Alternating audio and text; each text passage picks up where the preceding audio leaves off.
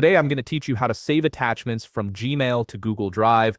This is incredibly useful for keeping your important files organized and accessible across devices without cluttering your computer's storage. Let's walk through this process step by step. First, open your web browser and head to mail.google.com. You'll need to sign into your Google account if you haven't already. Simply enter your email address and click Next, then type in your password and click Next again.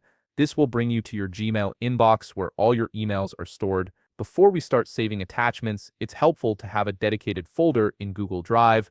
To set this up, open a new tab in your browser and navigate to drive.google.com. Sign in if prompted. Once you're in Drive, look for the New button on the left side of the screen and click it from the drop-down menu. Select Folder, give your folder a clear name like Gmail Attachments so you can easily find it later, then click Create.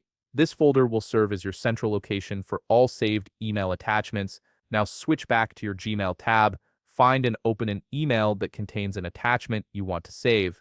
You'll see the attachment displayed either as a thumbnail or a file name at the bottom of the email. Hover your cursor over the attachment and you should see a small Google Drive icon appear alongside other action icons. This is your quick route to saving files directly to Drive. Click on the Google Drive icon. A dialog box will appear asking you to choose where you want to save the file. Select the folder you just created, then click Save to Drive.